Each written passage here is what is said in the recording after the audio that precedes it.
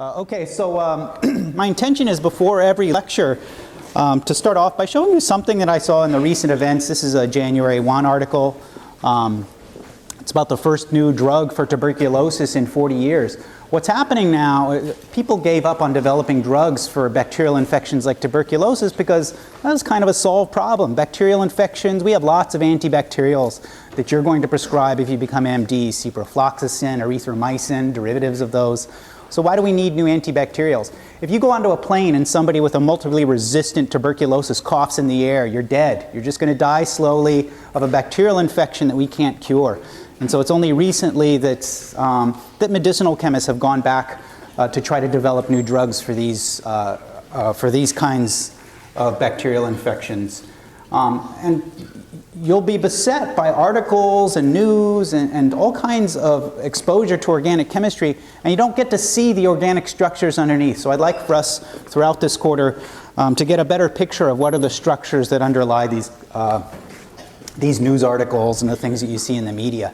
So this is the structure of this new drug that was developed. There's lots of new drugs that are in development, and I don't know that there's anything particular about this. Of course, it has an alcohol and an ether. Those are the topics of Chapter 9. That's what we're going to cover at the beginning of this quarter. By the end of the Chem 51 series, you should be able to assemble molecules like this using organic synthesis. You'll have all the tools and technology to do that, and it's just a matter of you getting out of this class and developing some new drugs to treat some human diseases. So again, when I look at this, I'm struck by the fact there's a tertiary alcohol. We'll talk about some very particular chemistry, SN1 reaction chemistry of tertiary alcohols in Chapter 9. So again, learn something from the class and then get out there and develop some new drugs, or if nothing else, even prescribe them. Okay, so let me stop and go back to this thing that I mentioned about the website. Oh no, I have to go all the way back to.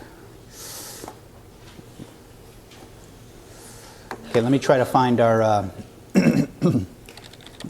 our website, so I can just re-mention again the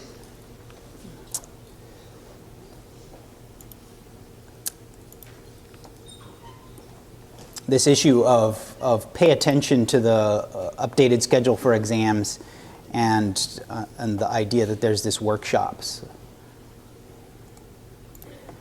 Okay, so this is our website. I hope you've already had a chance to visit that.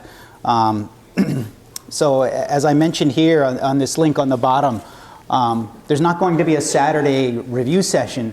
That's because the departmental peer tutors are running their own workshops and review sessions. And so if you click on that link on our website, it'll take you here to the peer tutors website, and they give you a schedule for workshops that'll help you get you back on track with topics like electrophiles and nucleophiles, totally key stuff. Stereochemistry, resonance, things that you need to know for Chemistry 51B.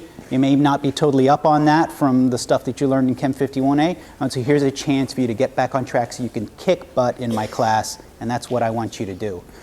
So again, you can access this. There's a link on the first web page of our website that'll take you to this web page. And the link is down here. So as I mentioned before, our syllabus is a little bit in flux as I'm still trying to create the notes for this class. So if you click on the schedule tab of our main web page, it takes you to the schedule. And I thought that I had moved the exam date. Maybe this is not the updated one. I can't even tell whether I moved the exam date. I'll have to look at my original files to see. But this is where you should go to check and see when our exams dates set for, and roughly what order and what kind of timing am I trying to achieve when I cover material in the book. So you have some idea for how you ought to be studying. Okay, so let's get on to the main business. Our intention was on the first lecture to cover the syllabus and then have a brief review of Chemistry 51A, and I didn't quite finish that. And so let's get on to that. Let's go ahead and finish our little micro review of the kinds of reactions that I want you to know from Chemistry 51A. And so here's where we left off. Let me just remind you that I immediately said, look, if you want to feel like you're up on top of the material from Chemistry 51A, zoom right into Chapters 7 and 8. It's a bunch of SN1, SN2, E1, E2 chemistry, and that's what we're going to do in Chapter 9. We're going to take alcohols and ethers and do a bunch of SN1, SN2, E1, and E2 chemistry. And so the first thing that I did, what we really only had time to talk about before we left, was the chemistry of primary and secondary alkyl halides. And we're going to be using those in Chapter 9, even though this is Chapter 7 and 8 material. And the point is, whenever you have unhindered alkyl halides, you can do SN2 reactions with those. If you take strong nucleophiles, they're not going to wait around for any carbocation formation. They're going to do something. They're going to either attack and substitute the carbon atom in an SN2 reaction like this, or else, if you take something that is super duper reactive, so an amide anion, that's something you're not really going to see much of until we cover alkynes, I think in Chapter 11. And then we're going to see amide anions used as bases way, way later in Chapter 23 in the book. So there's one other super reactive type of species where the basicity becomes more important than the nucleophilicity. Amide anions are one, and alkoxides are the other. You have to be really careful with alkoxide anions. Yes, they're very nucleophilic, but they are so basic, you often see E2 eliminations compete. So if I take a hindered alkoxide like T-butoxide or a hindered amide anion, those are so basic and have so much negative charge, they attack the proton and undergo E2 eliminations. So alkoxides you have to be kind of careful with. And that's going to be the topic of Chapter 9. I'll remind you more of this partitioning between SN2 and E2 eliminations. So, primary and secondary alkyl halides. When you have strong nucleophiles or bases, you get SN2 or E2 chemistry. Okay, so let's go ahead and talk about tertiary alkyl halides. Just to review stuff from Chapters 7 and 8. So what happens when you have some steric hindrance there? Things turn out to be not quite so easy.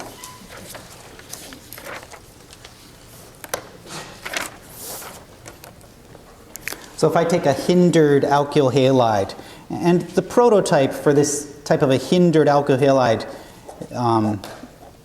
is always T-butyl, but it doesn't have to be methyl groups on there. That's pretty uninteresting. I'm simply trying to make it easier for me to draw.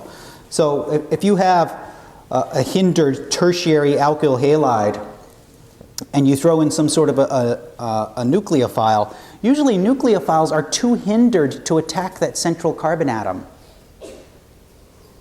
And so things will collide, nucleophiles will collide, even pathetic nucleophiles like water can eventually react, not because they're attacking this carbon-bromine bond, but because with all this steric hindrance there preventing things from attacking, this now has time to do an ionization reaction.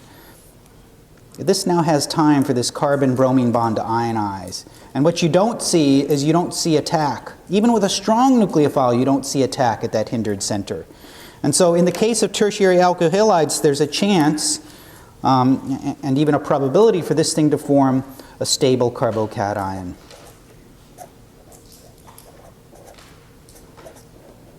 And you heard me use the term ionization. That means just popping apart to give ions. And that is now reactive enough. It's not quite as hindered, but moreover, it is super duper reactive. And it's not the positive charge that makes that carbon so aggressively reactive. It's the fact that that central carbon does not have an octet of electrons. That's why that's so reactive. That carbon desperately wants to have an octet, and so now it can react with the nucleophile and the water, which is really a pathetic nucleophile. Now even water can attack this with its lone pairs. So this is a two-step SN1 reaction. This is what happens with tertiary alkyl halides. You don't see SN2 reactions or E2 reactions. You have to sit around and wait for carbocation formation to occur.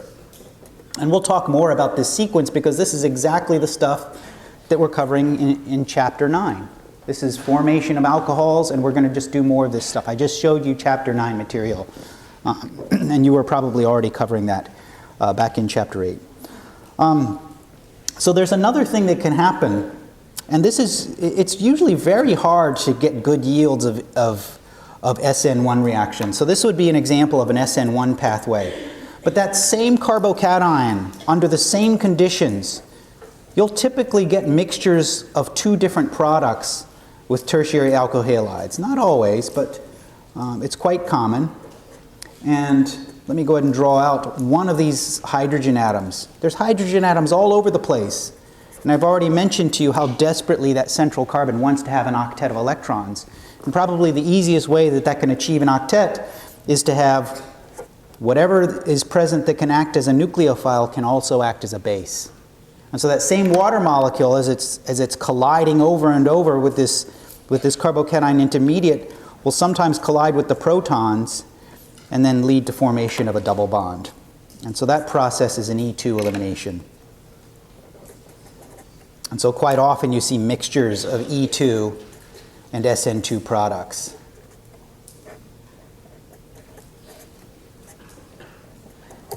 So that's what you should have gotten out of chapters 7 and 8 last quarter. There was this huge blizzard of reactions, and it's like SN1, SN2, E1. Well, I can't keep all that straight. The main thing to do is look and see, are you working with a primary or secondary alkyl halide, or are you working with a tertiary alkyl halide that can form carbocations? That's the first thing you need to judge when you look at substrates for reactions. So let me urge you to do that.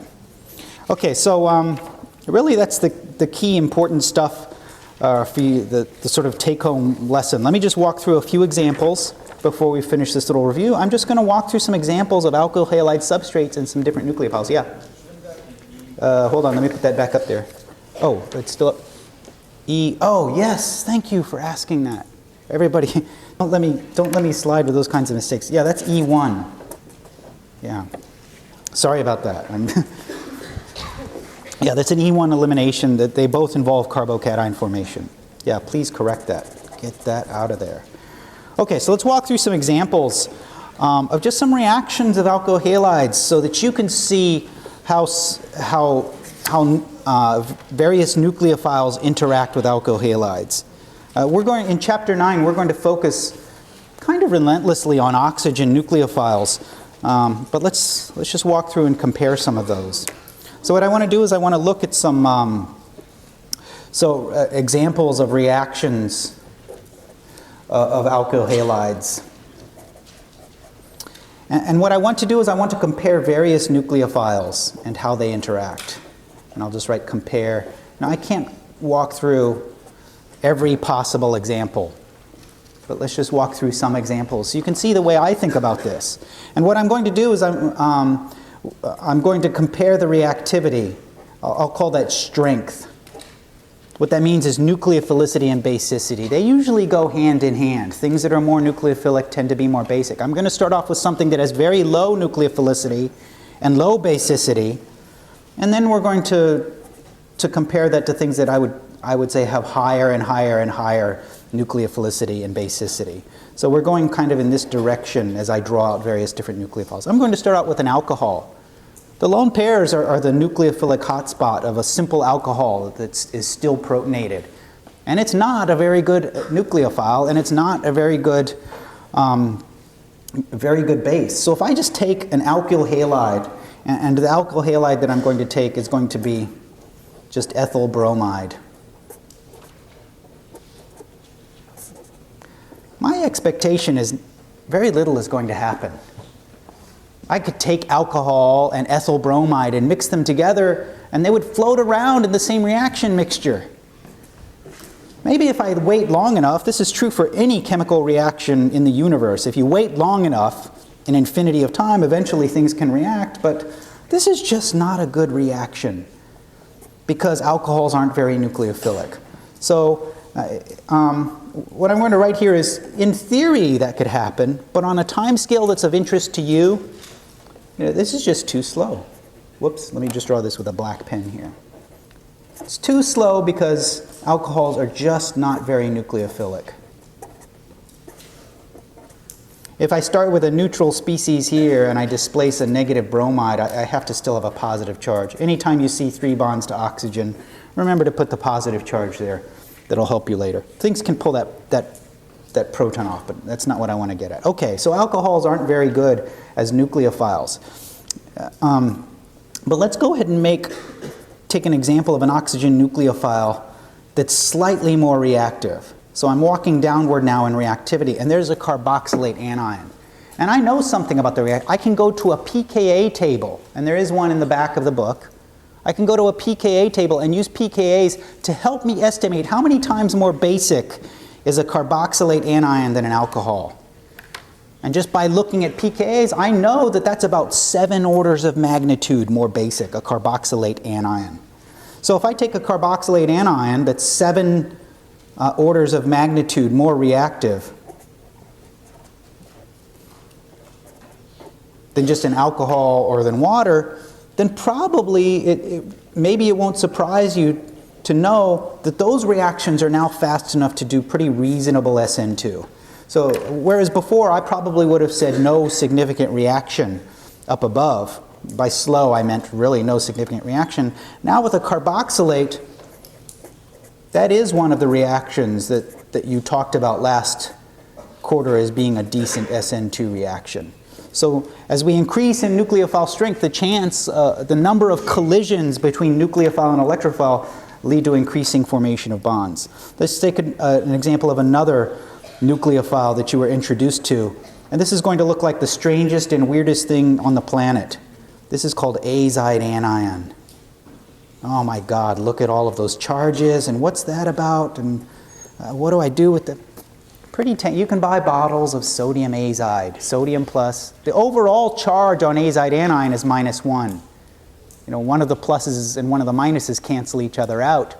The point here is that this is an anionic nitrogen nucleophile, and it is slim and trim like an arrow. It can wiggle its way in and do SN2 reactions where other things get befuddled by steric hindrance. Organic chemists love azide anion. We love it because it's good for forming carbon-nitrogen bonds. And let me go ahead and just draw the arrow pushing. So each end of the azide anion is nucleophilic and can do SN2 reactions. And so when I draw the product, I'm still going to have this weird-looking azide anion. Maybe it doesn't bother you, but I just sort of feel like maybe that's going to make you uncomfortable to have all these charges on here. So there's my... So the net charge now, this is a net neutral molecule, ethyl azide. And later on in the book, we'll show you chemistry that allows you to reduce azides to amino groups. Azides aren't that useful in drugs or other, maybe in explosives. But amines are useful functional groups. So I'm increasing in nucleophile strength. Azide has about the same nucleophilicity as a carboxylate anion. Okay, so let's jump up in nucleophilicity to another class of nucleophile. This is cyanide anion. There's a negative charge on carbon. This is your first and best carbon nucleophile that you're going to have access to for another couple of chapters. Organic chemists love forming carbon-carbon bonds. So of all the nucleophiles that I've just drawn here, I love this one the most because it allows me to make a carbon-carbon bond. So let me take that same electrophile. And cyanide is about 10,000 times more nucleophilic than azide and carboxylate. So we're increasing in nucleophilicity. Like azide, it's a linear molecule, no hydrogen sticking off of it to give you any steric hindrance. Well, it's a really svelte little nucleophile here that can just slam right on in and form carbon-carbon bonds. Did I mention I love carbon-carbon bonds enough? All organic chemists love carbon-carbon bonds. And there's my cyano group hanging off of there. So there's kind of this sweet spot here when you look at nucleophiles. Alcohols are kind of too pathetic. I guess anything that's less nucleophilic and basic than an alcohol is just going to be too slow to do SN2 type reactions. But as I increase in the strength of the nucleophile here, these reactions get faster and faster and faster. Instead of having to heat the reactions, you can run them at room temperature. So probably sodium cyanide, you generally have to heat those reactions. Let's step up in nucleophilicity. So amine lone pairs are very basic and nucleophilic. About 10 million times, even though there's no negative charge, amine lone pairs are more nucleophilic by a factor of about 10 million than cyanide. You can run SN2 reactions with amines at room temperature. They're faster at elevated temperature, but you can run them at room temperature. That just feels so good to me. Oh. Great nucleophile like an amine. All these things that you can do with an SN2 reaction. And then what's going to, sadly, what's going to happen is, I hate to tell you this, but by the time you leave chapter 14, you're never going to be using these reactions again because we're going to show you better stuff. But for now, this is what you've got to work with, is SN2 and E1A2. Okay, so amines are 10 million times more reactive than cyanides. Cyanides, I'm just trying to do some math in my head right now, it's about 10,000 times more reactive than azide and carboxylate, and that was 7 orders, 10 to the 7th more reactive than alcohols. So I'm taking more and more and more reactive things here as I walk through this list. Let's walk through a few more reactions. And why am I doing this? Because in chapter 7, we're going to relentlessly focus on oxygen nucleophiles, and I don't want you to forget that there's other types of nucleophiles out there. Okay, so let's take a look at alkoxides.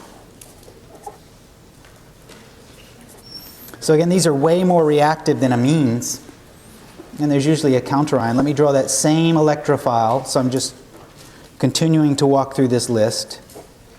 And this is really totally, in fact, I'm very quickly in our chapter 9 material going to repeat this reaction right here. SN2 reactions of alkoxides on unhindered alkyl halides. That's a good way to make carbon-carbon bonds. It's a certainty that they use this reaction in the synthesis of that Serturo, that anti-tuberculosis drug that I just showed you, to make a bond between oxygen and a methyl carbon. So that's a good SN2 reaction. Okay, so let's go ahead and start to, there's a problem that starts to arise here. If you look at the yield for this type of a reaction of ethyl bromide, and I'm just going to make up the yield, but I'll give you something that's typical. Typically, in this kind of a process, you get about an 85%, a yield that's in the 80s, 80 to 90% yield. Now, why is that? Why would a reaction give you an 85% yield? Now, reactions don't just stop, right? It's not like the rest of the molecules, the other 15% of the starting material molecules just said, I just don't feel like reacting right now. I'm going to go do, right? There's a reason why the yield is only 85%. There must have been some side reaction there. And the side reaction that's occurring is formation of this. As we get more and more reactive with our nucleophiles, we have to remember that nucleophiles are also bases. And when we get more and more reactive with our nucleophiles and get to the point of looking at alkoxides, what happens is that about 15% of the collisions that are doing productive chemistry involve elimination. So I'm going to remind you of the fact that this ethyl bromide has 3 beta protons on there. And that alkoxide nucleophile that was in there is not only attacking the carbon, but some of those collisions result in elimination, E2 elimination. And as I get more and more basic and nucleophilic, I'm going to see more and more elimination occurring. And that's what leads to this E2 elimination product. So yes, alkoxides are more nucleophilic. I'm trying to write SN2, but they are also more basic.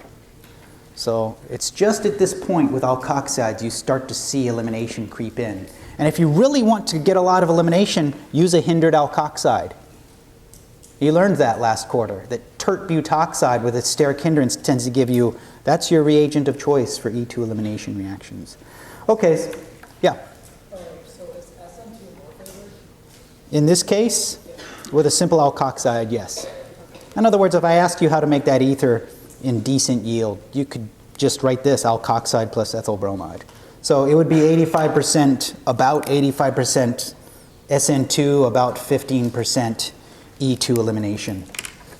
And the book doesn't give you those kinds of distributions. Let's step it up a bit in terms of nucleophilicity and basicity. Let me take a nucleophile that you're going to see a lot of in chapter 11. And that's an alkyne acetylide anion. It is another carbon nucleophile that's useful for making carbon-carbon bonds. And it's probably the only carbon anion nucleophile other than cyanide that you'll see this quarter. So if I take this same nucleophile and the same alkyl halide electrophile, I'm going to see even more E2 elimination with this. You'll still get enough of a yield here of the SN2 product for this to be a useful carbon-carbon bond formation. But now you're going to have more than 15% elimination with this.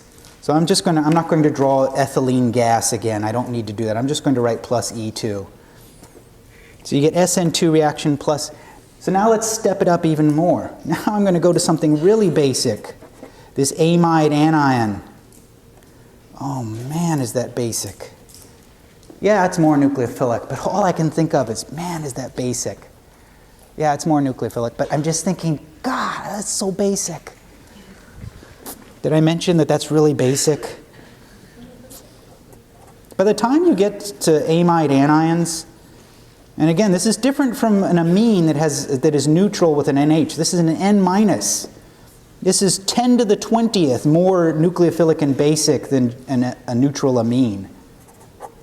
When you get to something that's this reactive, you don't see any SN2.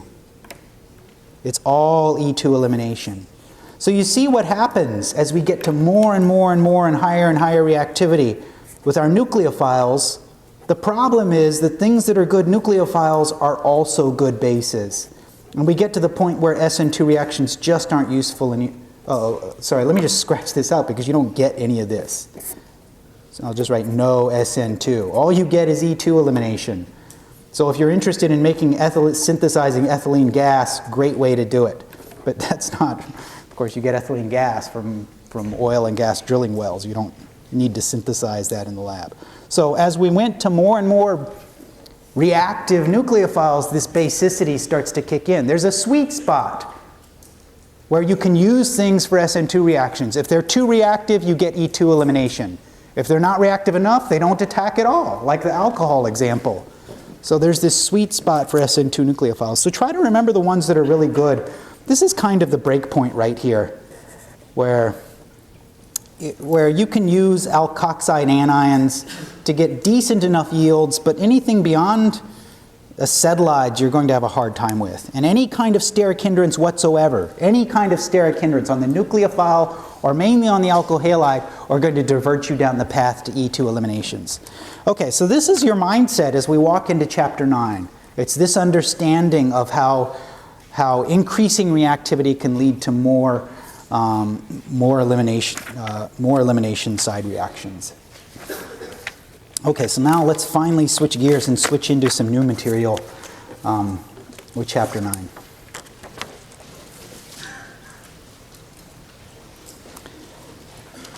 So now we're going to get ready to do a lot more SN2, E1, E2 chemistry with oxygen nucleophiles. And what's different is oxygen leaving groups.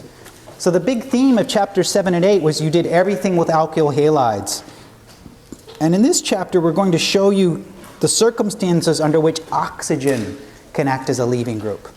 You've already seen oxygen nucleophiles. Now we'll sort of supplement that with some chemistry where you have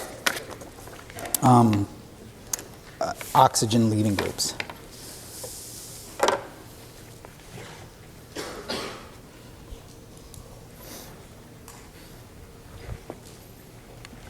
Sorry, I'm just noticing that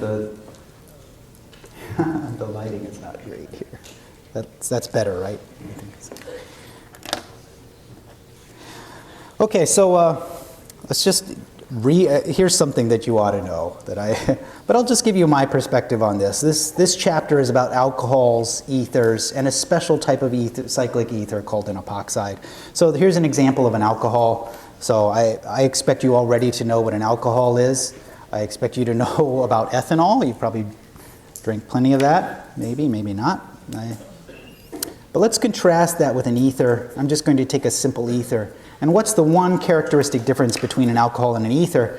The main difference is that an ether does not have an OH group, does not have a proton on the oxygen. What makes alcohols so distinctive and so unique is that H atom. It's capable of hydrogen bonding. It's capable of being removed to make alkoxides. So this molecule, ethanol, I hope you know already. I expect you to know the structure of ethanol, just because it's an important molecule. This is called methyl T-butyl ether. I don't expect you to know the structure of that, but it seems like about 30 years ago they stopped adding tetraethyl lead to gasoline, which makes it burn really smoothly in your car, just a tiny smidgen of something called tetraethyl lead. But as you might guess, that's toxic. Putting lead into your gasoline, organo-lead compounds, is toxic. That's not a good way to make it burn smoothly. So they started adding methyl T-butyl ether to gasoline. And the one problem with methyl T-butyl ether is that if you have gasoline and water, the methyl T-butyl ether moves out of the gasoline and into the water. Tetraethyl lead never did that. And so what they found is that water supplies started to be contaminated with this particular gasoline additive. So they've become really concerned about that. I think they stopped using that. Okay, so again, alcohols have that OH group. And let me stop from my digression and just focus on that. That's what I see. One of those is an ether, one of those is an alcohol. And that's what I'd like you to see when you see alcohols and ethers. That OH should be the focal point of your thinking. And I don't have much more to say about that. We're going to go into that in great detail. Okay, so we're going to classify alcohols by degree of substitution. You know, I look at ethanol, I don't just see that OH group. What I see is a primary alcohol that's not hindered. So you learned this nomenclature last quarter, and you used it with alkyl halides, primary, secondary versus tertiary. And we're going to use that same sort of a nomenclature to distinguish alcohols in order to understand something about their reactivity. So if I go back and draw ethanol here, this is a primary alcohol. If I look at this carbon atom, this is called the carbonyl carbon. Let me just put a little label here.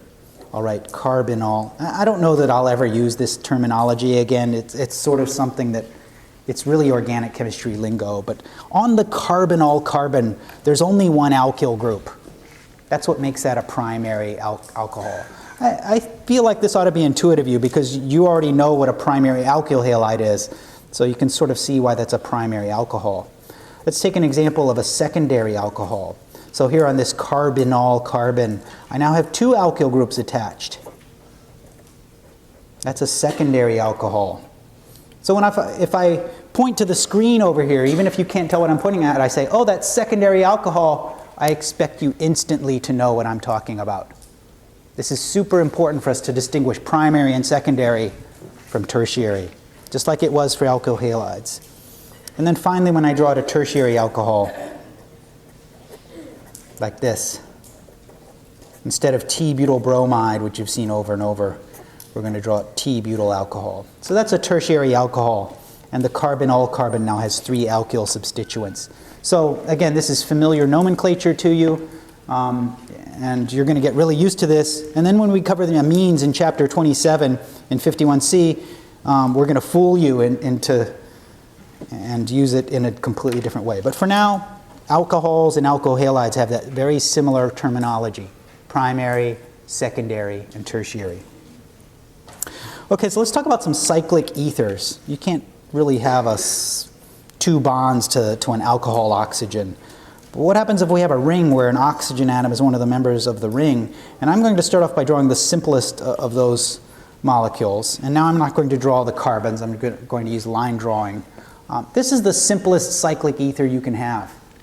And if that looks weird to you, that's good. The name for this molecule is called oxirane, but I don't know any chemists who use that official IUPAC name. Whenever you see this as a functional group in a bigger molecule, that functional group is called an epoxide. And so instead of me calling this oxirane, which I just go, oh, that epoxide. And every chemist knows what I'm talking about. So I don't think you'll ever hear me use the word oxirane again. I'm just going to say epoxide.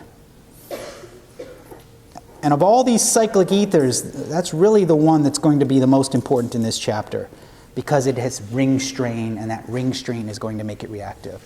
If I make the ring bigger by just one carbon atom, this form of a ring is called oxetane, an oxetane ring, and this molecule is called oxetane. You're never going to see those in this quarter. There's just nothing, they don't have enough ring strain to make them especially reactive. They're not common in natural products. I can think of one drug or pharmaceutical that has a four-membered ring like that. They're just not very common. But now let's increase the ring size by one more, and this is an incredibly important ring size. That right there is the solvent tetrahydrofuran, or THF, but the parent molecule has double bonds in it. This is the parent molecule. It's called furan. Tetrahydrofuran doesn't have any double bonds. It's all hydrogenated. So furan, you're going to see lots of five-membered rings with oxygen in them. And again, this common solvent where you don't have double bonds in there is used very heavily. And if I increase this by one more ring size, that's now called a pyran ring system. And IUPAC decided that the parent compound was going to have double bonds in there. So that's called pyran. The 5 and the 6-membered rings, that's the basis for carbohydrate chemistry, for DNA, for glucose, for diabetes. So you're going to see a whole ton of furan and pyran chemistry when you get to, I think it's chapter 25 or 27, which is the carbohydrates chapter. Okay, so these are all cyclic ethers. So this is our chapter here, chapter 9. We're going to do a bunch of SN1 and SN2 chemistry to make ethers and alcohols, and then we're going to do a bunch of chemistry where ethers and alcohols react, and we get those to act as leaving groups.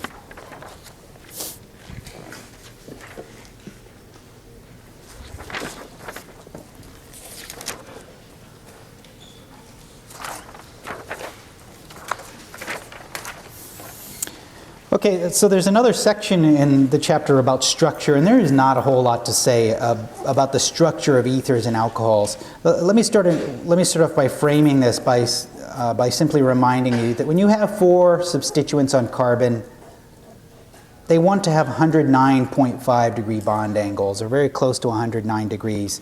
There's this thing called valence shell electron pair repulsion theory.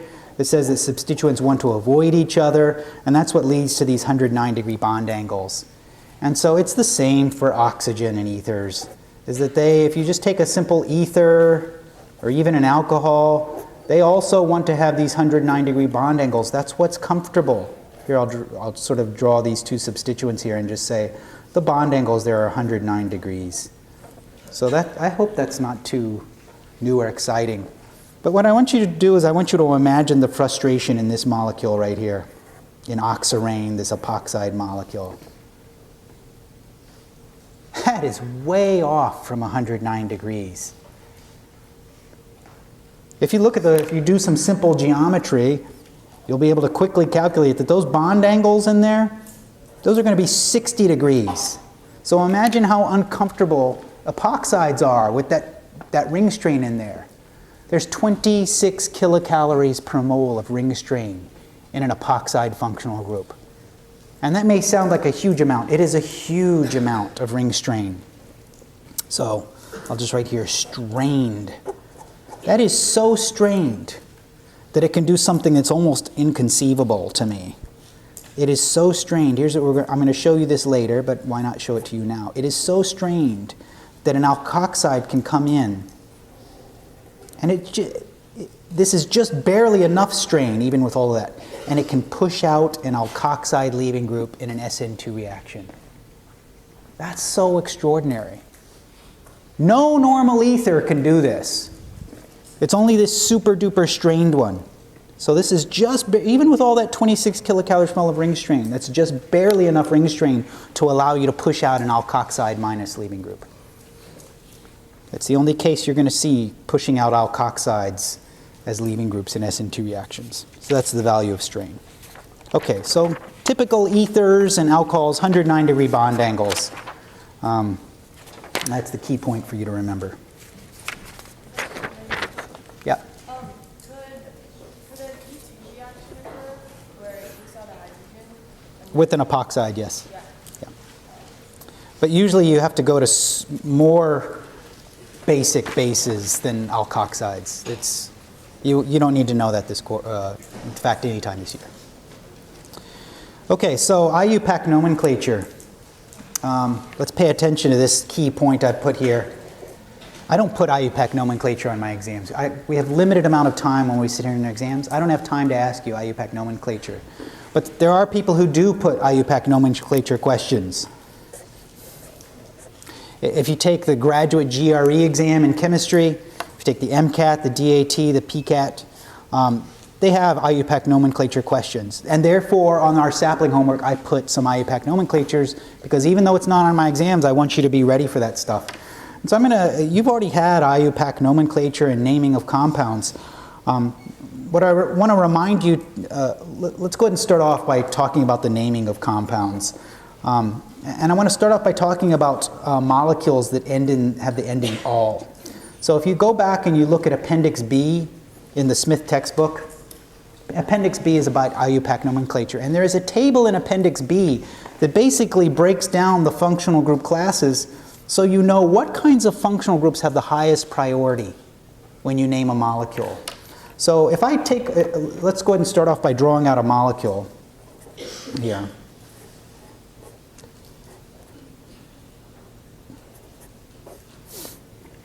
So if I want to name this molecule, the very first thing I have to do is I have to establish what is the highest priority functional group in this molecule. This is the way you do IUPAC. So you go back to Appendix B, and there's a much longer list than this in Appendix B. And I say, what's the highest priority functional group? It's not bromide, that's the lowest priority. There's no carboxylic acids, there's no aldehydes. Oh, but there's an alcohol, that's the highest priority functional group. I immediately know that the name of this molecule is going to end in the word "all." So how do we approach this naming here? So if OH is the highest priority group, so I'll just write that, if OH equals highest priority group in here, then the molecule name is going to end in the suffix "all." So what we do is we find the longest chain that has the hydroxy group attached. So find longest chain with OH. And then we add "all" to that, the ending OL. So in other words, I count the carbons here. This would be 1, 2, 3, 4 carbons. 4 carbons is butane. That's butanol. At the end of the day, no matter what other stuff I add to this molecule is called butanol. It's 4 carbons with a hydroxy group on it. So that's step 1. 4 carbons, and then I add "all" to the end. Step 2, I have to enumerate those to figure out, is that hydroxy group attached to carbon 1, 2, 3, or 4? There's 2 different directions in which I could enumerate the carbons in this chain. So one choice would be to enumerate it like this. That's carbon 1, that's carbon 2, that's carbon 3, and that's carbon 4. Now if I did it the other way, the hydroxy group would be on carbon 3. You want to enumerate in this direction, where the left-hand carbon is carbon 1. If I enumerated over here where the right-handed carbon was carbon 1, then I would have the hydroxy group on carbon 3. And you want to enumerate so that hydroxy group has the lowest number. So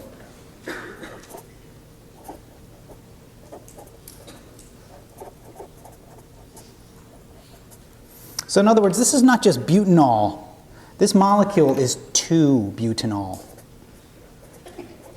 The hydroxy group is not attached to carbon 1, it's not attached to carbon 3, it's not attached to carbon 4. The hydroxy group is attached to carbon 2. And then the last thing I do is I add all the substituents on there. This is an alcohol, that's the highest priority functional group. The alcohol is attached to carbon 2. And so now I've established the numbering of the system. And so we now name and number the substituents.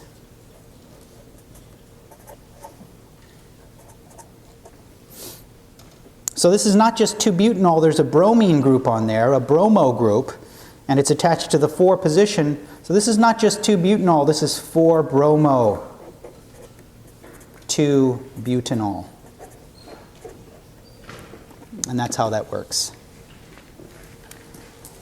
Okay, so let me give you one more example before we go, and I won't rewrite the instructions, and I'll show you what's different about this.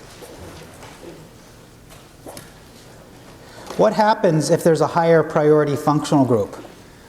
That molecule will no longer end in "all."